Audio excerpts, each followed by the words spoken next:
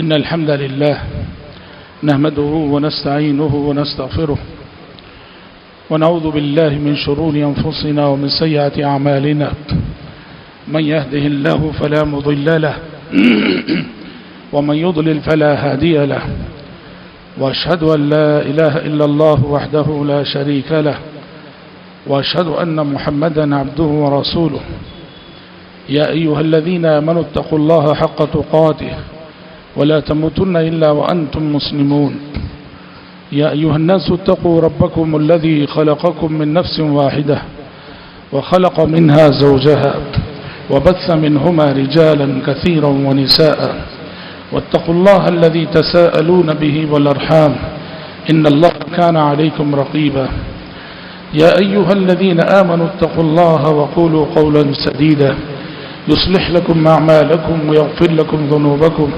ومن يطع الله ورسوله فقد فاز فوزا عظيما أما بعد فإن خير الحديث كتاب الله وخير الهدي هدي محمد صلى الله عليه وسلم وشر الأمور محدثاتها وكل محدثة بدعة وكل بدعة ضلالة وكل ضلالة في النار أعوذ بالله السميع العليم من الشيطان الرجيم من همزه ونفخه ونفسه فسبح بحمد ربك قبل طلوع الشمس وقبل الغروب. محترم حضرات اور پردہ نشین خواتین اسلام، ہم لوگ آخری عشرے سے گزر رہے ہیں. آخری عشرہ چونکہ عبادتوں کا عشرہ ہے، اس لیے اسی مناسبت سے میں نے ایک موضوع کا انتخاب کیا ہے.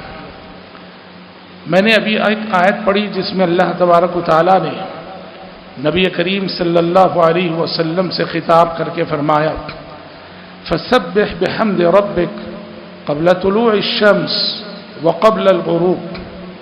اے پیغمبر، آپ اپنے رب کی پاکی بیان کیجئے اس کی تعریف کے ساتھ، سورج نکلنے سے پہلے بھی اور سورج ڈوبنے سے پہلے بھی. پتہ چلا کہ سورج نکلنے سے پہلے کا جو وقت ہے اور سورج ڈوبنے سے پہلے کا جو وقت ہے یہ اذکار کا وقت ہے، ذکر کا وقت ہے. یعنی نماز فجر کے بعد سے سورج نکلنے تک کا وقت ذکر کا وقت ہے، اور اسی طرح سے مغرب سے پہلے کا جو وقت ہے یہ ذکر کا وقت ہے. اللہ نے نبی کریم صلی اللہ علیہ وسلم سے خطاب کر کے اس وقت خاص طور پہ اللہ کا ذکر کرنے کی تعلیم دی ہے. اور نبی کریم صلی اللہ علیہ وسلم اللہ کے اس حکم کی تعمیل میں، اللہ کے اس حکم پر عمل کرتے ہوئے آپ صبح اور شام کچھ قیمتی اذکار پڑھا کرتے تھے. یہ اذکار اتنے قیمتی ہیں کہ ہر مسلمان مرد اور عورت کو اور ہر صاحب ایمان کو ان اذکار کی پابندی ضرور کرنی چاہیے. یہ ایسے اذکار ہیں کہ دنیا اور آخرت کی بھلائی ان اذکار کے اندر موجود ہے. جو بندہ بھی یا جس فیملی کے سارے ممبرز صبح و شام کے اذکار کے پابند ہوتے ہیں ان کی زندگی کی برکتیں ہی کچھ الگ ہوتی ہیں. یہ اذکار آپ کو بڑے بڑے نقصانات سے بچا لیتے ہیں.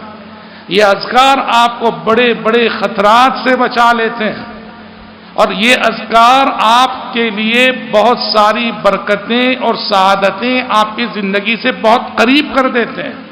اس لیے محترم بھائیو، ان اذکار کا اہتمام ہماری زندگی کا لازمی حصہ ہونا چاہیے. ان اذکار کو کبھی بھولنا نہیں چاہیے، فراموش نہیں کرنا چاہیے. کیا ہے یہ اذکار؟ میں ان میں سے چند ایک اذکار کو بطور نمونہ اور بطور مثال پیش کر کے ان کی اہمیت کو اجاگر کرنا چاہتا ہوں. سب سے پہلا ذکر تو یہی جو اس آیت میں نبی سے کہا گیا فسبح بحمد ربک، یعنی تسبیح اور حمد باری تعالی، یعنی سبحان اللہ اور الحمدللہ. اس حکم کی تعمیل میں اللہ کے نبی صلی اللہ علیہ وسلم صبح اور شام 100 مرتبے سبحان اللہ و بحمدہ سبحان اللہ و بحمدہ پڑھا کرتے تھے، جس کا مطلب ہے کہ میں اللہ کی پاکی بیان کرتا ہوں اس کی حمد و ثنا کے ساتھ، اس کی تعریف کے ساتھ. آپ جانتے ہیں یہ سبحان اللہ اور الحمدللہ یا سبحان اللہ و بحمدہ کا جو ذکر ہے یہ کتنا معنی رکھتا ہے؟ آپ قرآن پڑھیے، رب کا کلام پڑھیے، قرآن مجید میں سب سے زیادہ جس ذکر کا تذکرہ آیا ہے وہ یہی تسبیح اور حمد باری تعالی۔ پورا قرآن پڑھ لیجیے آپ، پورے قرآن میں اللہ نے سب سے زیادہ اپنے پسندیدہ ذکر کے طور پہ جس چیز کو پیش کیا ہے یہی سبحان اللہ اور الحمدللہ تسبیح اور حمد باری تعالی ہے۔ اور اللہ کہتا ہے انسان تو انسان، کائنات کی مخلوقات ان کی بھی اپنی بندگی ہے، شجر کی بندگی ہے، حجر کی بندگی ہے، یہ درخت اللہ کی بندگی کر رہے ہیں، یہ پانی اللہ کی بندگی کر رہا ہے، یہ کنکر اللہ کی بندگی کر رہے ہیں، یہ نباتات اللہ کی بندگی کر رہی ہیں، یہ جانور اللہ کی بندگی کر رہے ہیں، یہ کائنات حیوانات، کائنات چرند پرند، یہ پرندے اللہ کی بندگی کر رہے ہیں۔ اور اللہ نے ان مخلوقات کے لیے بھی خاص طور پر جس وظیفہ بندگی کا انتخاب کیا وہ یہی تسبیح اور حمد باری تعالی ہے۔ چنانچہ قرآن نے کہا وَإِن مِّن شَيْءٍ إِلَّا يُسَبِّحُ بِحَمْدِهِ وَلَكِن لَّا تَفْقَهُونَ تَسْبِيحَهُمْ، کہ کائنات کا ذرہ ذرہ اللہ کی تسبیح بیان کر رہا ہے اور اس کی حمد و ثنا کے ساتھ۔ یہ اور بات ہے کہ انسانوں ان مخلوقات کی تسبیح کو تم نہیں سمجھ سکتے ہو، لیکن اگر اللہ ان مخلوقات کی تسبیح کو ہمیں سنانا چاہے، ان مخلوقات کی تسبیح کو ہمیں سمجھانا چاہے تو ان مخلوقات کی تسبیح سنائی بھی دیتی ہے، سمجھ میں بھی آتی ہے۔ وہ کیسے؟ صحیح بخاری کی حدیث ہے، عبداللہ بن مسعود رضی اللہ عنہ کہتے ہیں ہم اللہ کے نبی کے ساتھ کھانا کھا رہے تھے تو کھانے کے دوران ہم نے کھانے کے دانوں کی تسبیح کی آواز سنی۔ اللہ اکبر، بخاری کی حدیث ہے، اللہ رب العزت نے کھانے کے دانوں کی تسبیح کی آواز نبی کے صحابہ کو سنائی۔ تو مطلب یہ ہے اللہ نے کائنات کی اور مخلوقات کے لیے جس وظیفہ بندگی کا انتخاب کیا وہ یہی تسبیح اور حمد باری تعالی ہے۔ اللہ کے فرشتے، ملائکہ، ملائے اعلیٰ کے فرشتے، حملۃ العرش، اللہ کے عرش کو اٹھانے والے فرشتے، فرشتوں کا وظیفہ بندگی کیا ہے؟ قرآن کہتا ہے کہ فرشتے صبح و شام، دن رات، شب و روز، لیل و نہار جس عبادت میں مصروف ہے وہ عبادت حمد ہے، وہ عبادت تسبیح ہے۔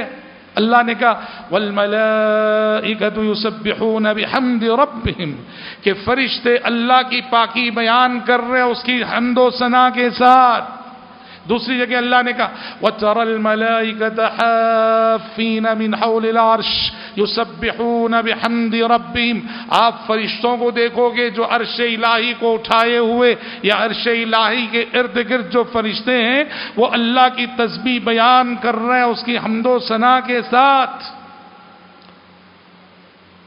بلکہ قرآن یہاں تک کہتا ہے، دیکھو جنت دار العمل نہیں دار الجزا ہے، دنیا دار العمل ہے، یہ عمل کی جگہ ہے، اور جنت عمل کا بدلہ ہے، دار الجزا ہے۔ دار الجزا میں عمل نہیں ہے، دار الجزا میں عمل نہیں ہے، جنت میں عمل نہیں ہے، مگر اس کے باوجود جنت الفردوس میں بھی کچھ اعمال اور کچھ عبادتیں باقی رہیں گی، چلتی رہیں گی۔ تو اس میں سے اللہ نے کہا اللہ کے جتنے مومن جنتی بندے ہیں جنت الفردوس میں رہتے ہوئے بھی وہ ہر آن اور ہر لمحہ تسبیح اور حمد باری تعالیٰ میں مصروف رہیں گے۔ اللہ نے کہا دعواہم فیہا سبحانک اللہم وتحيتهم فيها سلام وآخر دعواهم أن الحمد لله رب العالمين۔ جنتیوں کے سلسلے میں اللہ نے کہا کہ دعواہم فیہا سبحانک اللہم، جنتی جنت میں رہ کر اللہ کی پاکی بیان کر رہے ہوں گے، سبحانک اللہم کہیں گے، اور اپنی ہر دعا کا اختتام رب کی حمد سے کریں گے، وآخر دعواہم ان الحمد للہ رب العالمین۔ اس سے آپ سمجھ سکتے ہیں یہ کتنا عظیم ذکر ہے، سبحان اللہ اور الحمدللہ۔ معراج کی رات پیارے نبی کی ملاقات ہوئی ابراہیم خلیل اللہ سے۔ ابراہیم علیہ السلام نے نبی سے کہا یا محمد اقری امتک منی السلام، کہا کہ اے محمد آپ اپنی امت کو میرا سلام پہنچائیے، اور پھر کہا وَأَخْبِرُهُمْ أَنَّ الْجَنَّةَ قِيعَانٌ، اے محمد آپ اپنی امت کو بتا دیجئے کہ جنت ایک میدان ہے، ایک خالی میدان ہے، وَأَنَّ غِرَاسَهَا، اور یہ خالی میدان مومن کے حق میں کیسے آباد ہوتا ہے؟ کہا تسبیح اور حمد باری تعالیٰ سے ابراہیم خلیل اللہ کی وصیت ہے جو معراج کی رات انہوں نے ہمارے نبی کو کہلوا بھیجیے، اپنی امت کو سنائیے کہ وہ کثرت سے رب کی حمد و ثنا کرتے رہے، جو جس قدر سبحان اللہ اور الحمدللہ کا ورد کرے گا جنت اس کے حق میں اسی قدر آباد ہوتی رہے گی۔ اسی لیے حدیث میں نبی نے کہا من قال سبحان اللہ وبحمدہ غرست له نخلۃ فی الجنہ، جو شخص ایک مرتبہ سبحان اللہ وبحمدہ گئے غرست له نخلۃ فی الجنہ، اس کے لیے جنت الفردوس میں کھجور کا ایک درخت لگا دیا جاتا ہے۔ 100 مرتبہ سبحان اللہ وبحمدہ کہیں 100 درخت لگائے جاتے ہیں۔ صبح و شام دونوں مرتبہ آپ پڑھیں گے، روزی نہ گویا کم سے کم 200 درخت لگیں گے۔ تو اتنا عظیم ذکر ہے بھائیوں تسبیح اور حمد باری تعالی، اس لیے صبح و شام کے اذکار میں نبی کریم صلی اللہ علیہ وسلم سبحان اللہ وبحمدہ کہا کرتے تھے۔ اور یہ بھی غور کیجئے نا، قرآن کی 114 صورتیں 114 صورتیں قرآن میں، ترتیب نزول کے اعتبار سے سب سے لاسٹ اور فائنل صورت جو نازل ہوئی وہ سورۃ النصر ہے، اذا جاء نصر اللہ والفتح، یہ لاسٹ صورت ہے نزول کے اعتبار سے۔ اور سورۃ النصر میں نبی کو اللہ نے سب سے آخری حکم جو دیا تسبیح اور حمد کا، اذا جاء نصر اللہ والفتح ورأيت الناس يدخلون في دين الله افواجا فسبح بحمد ربك واستغفر، تسبیح اور حمد اور استغفار، یہ آخری آرڈر تھا اللہ کی جانب سے نبی کو تسبیح اور حمد کا۔ اور شاید یہی مناسبت ہے کہ امام بخاری اپنی صحیح بخاری کو کس حدیث پہ ختم کرتے ہیں؟ صحیح بخاری کی لاسٹ حدیث، فائنل حدیث جس پہ صحیح بخاری ختم ہوتی ہے یہی تسبیح اور حمد باری تعالی۔ حدیث چونکہ قرآن کی تفسیر ہے، حدیث قرآن کی تشریح ہے، قرآن جو نازل ہوا آخری حکم تھا فسبح بحمد ربک، تو بخاری نے بھی آخری حدیث جس پہ صحیح بخاری ختم کی کیا ہے؟ عن ابی ہریرہ رضی اللہ عنہ قال قال رسول اللہ صلی اللہ علیہ وسلم کلمتان حبیبتان الی الرحمن خفیفتان علی اللسان ثقیلتان فی المیزان سبحان اللہ وبحمدہ سبحان اللہ العظیم۔ اللہ اکبر۔ تو بہرحال صبح شام کے اذکار کا یہ جو حکم اللہ نے دیا، پیارے نبی صلی اللہ علیہ وسلم اس حکم کی تعمیل میں 100 دفعے سبحان اللہ وبحمدہ پڑھا کرتے تھے، اور اس کے علاوہ آپ 100 مرتبے یا پھر 10 مرتبے، دونوں حدیث ہیں، لا الہ الا اللہ وحدہ لا شریک لہ لہ الملک ولہ الحمد وہو علی کل شیء قدیر، 100 مرتبے پڑھنا بہت افضل ہے، 10 مرتبے پڑھیں تو بھی بہت بہتر ہے۔ یہ اتنا عظیم ذکر ہے، اس کا جو اجر و ثواب ہے، اس کی جو نیکیاں ہیں وہ اپنی جگہ، اس کے جو دنیاوی فائدے ہیں وہ بھی ہم بتاتے ہیں۔ ایک راقی ہیں، راقی کسے بولتے ہیں؟ رقیہ کرنے والے کو، دم کرنے والے کو۔ شیخ وحید عبدالسلام بالی عرب کے جانے مانے راقی ہیں، غالباً مصری ہیں، سعودی عرب میں رہتے ہیں۔ وحید عبدالسلام بالی بہت جانے مانے راقی، آج یہ جتنے رقیہ کرنے والے ہیں سب انہی کی کتابوں کو پڑھ کے سیکھے ہیں۔ انہوں نے 2 بڑی عظیم کتابیں لکھی ہیں رقیہ کے باب میں، ایک جنات سے ریلیٹڈ لکھی ہے، اس کا نام ہے وقایۃ الانسان من الجن والشیطان، اور ایک ہے جادو کے سلسلے میں الصارم البتار فی التصدی للسحرۃ الاشرار، بڑی عظیم کتاب۔ بہرحال وحید عبدالسلام بالی، اچھا ان دونوں کتابوں کا ٹرانسلیشن دنیا کی کئی زبانوں میں ہو چکا ہے، انگریزی کے علاوہ دنیا کی کئی زبانوں میں۔ وحید عبدالسلام بالی نے کئی ایک واقعات اس میں پریکٹیکل واقعات ذکر کیے ہیں. اس میں سے ایک واقعہ یہ ذکر کیا ہے کہ میں ایک مریض کو دم کر رہا تھا، ایک مریض کا رقیہ کر رہا تھا جس پہ جن سوار تھا، جن آیا ہوا تھا.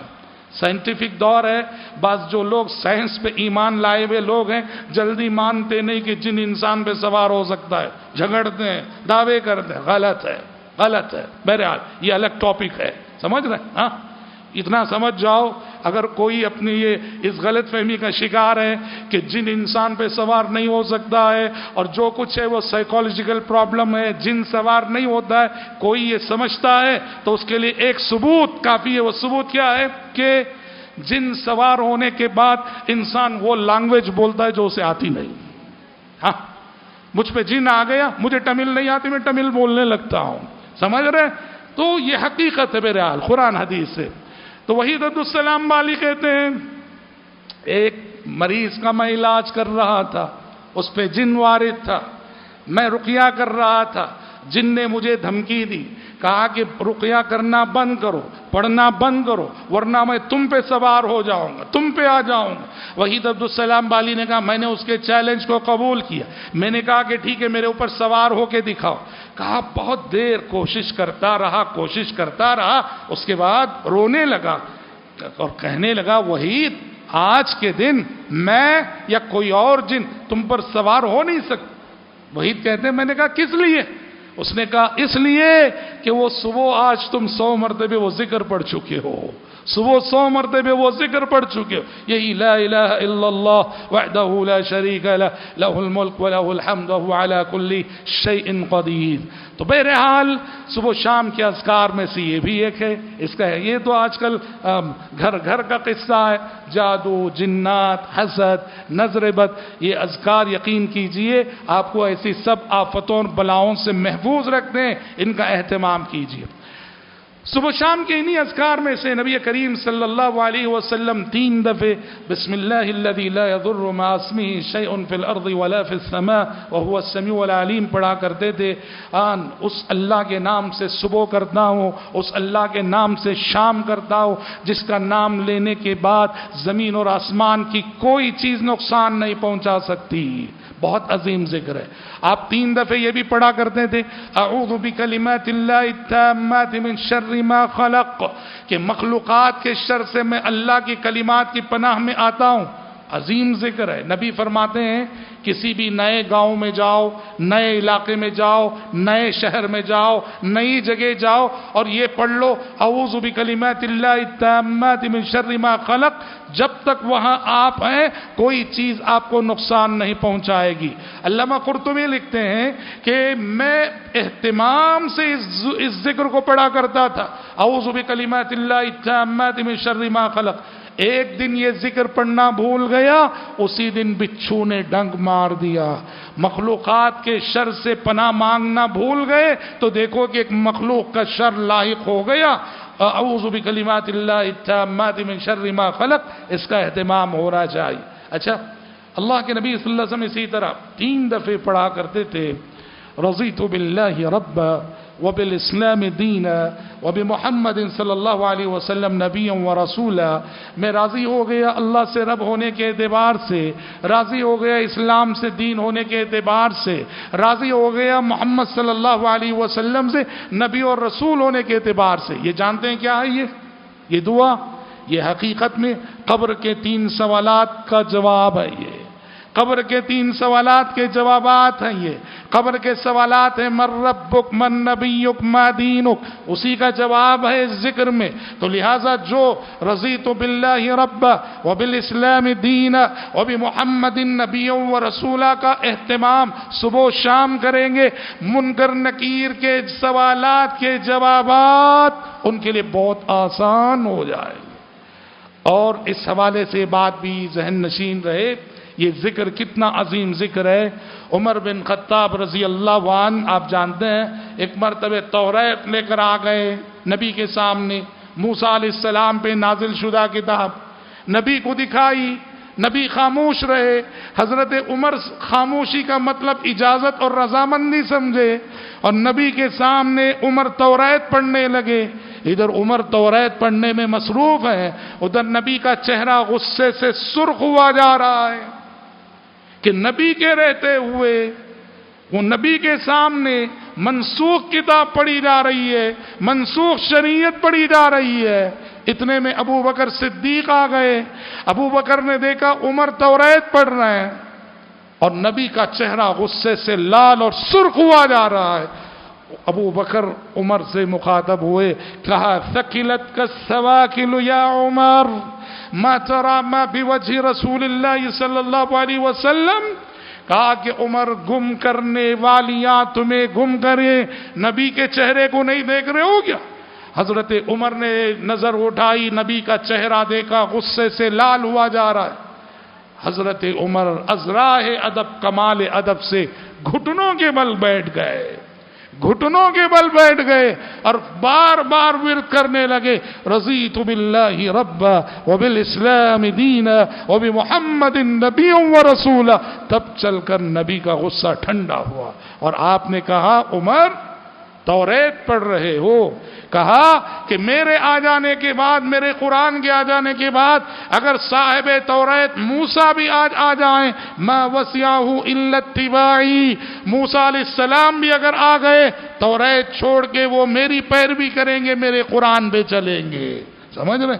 اللہ کے نبی کے غصے کو ٹھنڈا کیا حضرت عمر نے، رضیت باللہ ربا وبالاسلام دینا وبمحمد نبی ورسولا کے ذکر سے۔ اسی طرح سے حضرات صبح اور شام کے یعنی جامع دعاؤں میں سے اللہ کے نبی صحت کو لے کر آپ نے بڑی دعا سکھائی۔ صحت کتنا بڑا مسئلہ ہے، ہاں موجودہ دور میں اکثر انسانوں کی میجورٹی مریضوں کی ہے، اکثر انسان بیمار ہے، صحت مند انسان بہت کم ہے۔ تو اسلام نے صحت کے سلسلے میں بڑی بیداری کا شعور ہمیں دیا ہے۔ ہر صبح اور ہر شام صحت کی دعا کرنی چاہیے۔ نبی پڑھتے تھے اللہم آفنی فی بدنی، اللہم آفنی فی سمعی، اللہم آفنی فی بصری، لا الہ الا انت۔ اے اللہ مجھے میرے بدن میں عافیت دے دے، اے اللہ میری سماعت میں عافیت دے دے، اے اللہ میری بصارت میں عافیت دے دے، لا الہ الا انت، تیرے سوا کوئی معبود برحق نہیں۔ اور اسی طرح آپ صلی اللہ علیہ وسلم ہر صبح ہر شام غربت سے، فقر و فاقے سے، کفر سے پناہ مانگتے تھے اور کہتے تھے اللہم انی اعوذ بک من الکفر والفقر واعوذ بک من عذاب القبر۔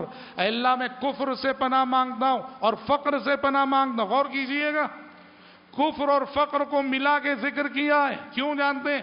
کفر اور فقر میں ایک رشتہ ہے۔ کہ کیا رشتہ ہے؟ غریبی انسان کو کفر کی دہلیز پہ لے کے چلی جاتی ہے، غربت انسان کو کفر کی دہلیز پہ جھکا دیتی ہے۔ دیکھتے نہیں کرسچن مشنریاں غریب مسلمانوں کے جو سلم ایریے ہوتے ہیں وہاں جا کر پیسہ دے کے ان کا ایمان خریدتی ہیں، ان کا عقیدہ خریدتی ہیں، ان کا ضمیر خریدتی ہیں، اور انسان غریبی میں مجبور ہو جاتا ہے اپنا ایمان بیچنے پر۔ اس لیے نبی نے پناہ مانگی ہے، اے اللہ کفر اور فقر سے تیری پناہ، وَأَعُوذُ بِكَ مِنْ عَذَابِ الْقَبْرِ، اور اے اللہ عذاب قبر سے میں تیری پناہ چاہتا ہوں۔ اور حضرات ان اذکار میں جامعیت کے اعتبار سے، معنویت کے اعتبار سے سب سے جامع جو دعا ہے، بڑی پیاری دعا ہے، وہ ہے اللہم انی اسألک العافیت فی الدنیا والآخرہ، اللہم انی اسألک العفو والعافیت فی دینی ودنیای واہلی ومالی، اللہم استر عوراتی وآمن روعاتي، اللهم احفظني من بين يدي ومن خلفي وعن يميني وعن شمالي ومن فوقي وأعوذ بعظمتك أن أغتال من تحتي۔ بہت عظیم ذکر ہے اگر اس کے معنی سمجھو تو۔ کیا ہے مطلب؟ اللہم انی اسألک العافیت فی الدنیا والآخرہ، اے اللہ میں تجھ سے دنیا اور آخرت میں عافیت مانگتا ہوں، مجھے دنیا میں بھی عافیت سے رکھ، مجھے آخرت میں بھی عافیت سے رکھ۔ اور پھر اللہم انی اسألک العفو والعافیہ، اے اللہ میں تجھ سے عفو و درگزر اور عافیت کا سوال کرتا ہوں میری چار چیزوں کے سلسلے میں۔ میری چار چیزوں میں عفو و درگزر بھی مانگتا ہوں اور عافیت بھی مانگتا ہوں۔ کیا ہیں یہ چار چیزیں؟ اللہم انی اسألک العفو والعافیہ فی دینی، میرے دین کو عافیت میں رکھ، میرے دین پہ کوئی خطرہ نہ آئے۔ وَدُنْيَايَ، میری دنیا کو عافیت میں رکھ، میری دنیا پہ بھی کوئی خطرہ نہ آئے۔ وَأَهْلِي، اے اللہ میرے فیملی ممبرز کو عافیت میں رکھ، آج کی صبح، آج کا دن، آج کی شام، آج کی رات میرے فیملی ممبرز پہ کوئی خطرہ نہ آئے۔ وَمَالِي، اے اللہ میرا مال، میرا بزنس، میری تجارت، اس کو عافیت میں رکھ کہ آج کے دن، آج کی شام، آج کی رات میرے بزنس، میرے مال، میرے کاروبار پہ کوئی خطرہ نہ آئے۔ اللہم استر عوراتی، اے اللہ میری کمزوریوں پہ پردہ ڈال دے، اے اللہ میری کمزوریوں پہ پردہ ڈال دے۔ اللہم استر عورات، کتنی پیاری دعا ہے۔ ہاں، ہم میں سے ہر شخص کی کمزوریاں ہیں۔ کون ہے جس کے پاس ویکنس نہیں؟ سمجھ رہے؟ دنیا نہیں جانتی، میری کمزوریوں کو آپ نہیں جانتے، آپ کی کمزوریوں کو میں نہیں جانتا۔ بشر بشر ہے، ہر انسان کے پاس ویکنس ہے۔ کتنی پیار، اگر یہ کمزوریاں باہر آ جائیں، واللہ نہ میں کسی عزت کے قابل رہوں گا، نہ آپ کسی عزت کے قابل رہیں گے۔ بشر بشر ہے۔ تو ایسے میں اللہم استر عوراتی، اے اللہ میری کمزوریوں پہ پردہ ڈال دے، مجھے رسوا نہ کرنا۔ وَآمِن روعاتی، اور اے اللہ میرے خوف کے سارے معاملات کو پرامن کر دے۔ میرے خوف کے ساتھ، دیکھو زندگی میں انسان کو مختلف قسم کے خوف ستاتے ہیں، سمجھ رہے؟ دشمن کا خوف، دشمن کا خوف، یہ روڈیزم کا زمانہ ہے، گنڈوں کا کلچر ہے۔ ایسے میں 50 روپے 100 روپے کے لیے مرڈر ہو جاتے ہیں، دشمنیاں، عداوتیں، سمجھ رہے؟ ایسے میں عام انسان کو مختلف طرح کا خوف انسان کا پیچھا کرتا ہے۔ وَآمِن روعاتی، اے اللہ میرے خوف کے سارے معاملات کو پرامن کر دے کہ میری زندگی خوف کے سائے میں نہیں، امن کے سائے میں گزرے، عافیت کے سائے میں گزرے۔ اور پھر اللہم احفظنی من بین یدی ومن خلفی وعن یمینی وعن شمالی ومن فوقی واعوذ بعظمتک ان اغتال من تحتی، اے اللہ میری حفاظت کر، میرے آگے سے بھی، میرے پیچھے سے بھی، میرے دائیں سے بھی، میرے بائیں سے بھی، میرے اوپر سے بھی اور میرے نیچے سے بھی۔ شیطان کیا بولا تھا جب شیطان دھتکارا گیا نا؟ شیطان نے کہا ثم لآتینہم من بین ایدیہم ومن خلفہم وعن ایمانہم وعن شمائلہم ولا تجد اکثرہم شاکرین، اے اللہ میں تیرے بندوں پر حملہ کروں گا، ان کے آگے سے حملہ کروں گا، ان کے پیچھے سے حملہ کروں گا، ان کے دائیں سے حملہ کروں گا، ان کے بائیں سے، ہر طرف سے تیرے بندوں پر حملہ کروں گا۔ اور یہاں ہمیں دعا سکھائی گئی، اے اللہ ان ساری جہتوں سے میری حفاظت فرما۔ آپ جب صبح و شام یہ پڑھ لیتے ہیں، شیطانی حملوں سے آپ رب کے حفظ و امان میں آ جاتے ہیں۔ اور خاص کر میرے بھائیوں، جب آپ یہ کہتے ہیں اے اللہ میری حفاظت میرے اوپر سے بھی فرما اور میری حفاظت میرے نیچے سے بھی فرما، یہ نیچے سے بھی فرما کی جو دعا ہے بڑا معنی رکھتی ہے۔ کب؟ جب آپ فلائٹ میں سفر کر رہے ہوتے ہیں، فلائٹ میں جب آپ جا رہے ہوتے ہیں، دنیا کی ہر سواری پہ مسافر چین سے بیٹھتے ہیں، فلائٹ کا مسافر بہت اندیشوں کا شکار ہوتا ہے، ذرا سے ٹربولنس ہو جائے ایک دوسرے کو دیکھنے لگتے ہیں، موت یاد آنے لگتی ہے۔ ایسے میں یہ جو پیاری سی دعا ہے، اے اللہ میری حفاظت فرمانا، میرے اوپر سے بھی میرے نیچے سے بھی، یہ اذکار جب آپ پڑھ لیتے ہیں آپ کو غیر معمولی اعتماد اور غیر معمولی کانفیڈنس یہ اذکار دیتے ہیں کہ میں اس پائلٹ کی مہارت پہ نہیں، میں اپنے رب کے حفظ و امان میں سفر کر رہا ہوں، میں اپنے رب کے حفظ و امان میں پرواز بر رہا ہوں۔ اتنی معنی خیز دعائیں نبی نے سکھائی ہیں۔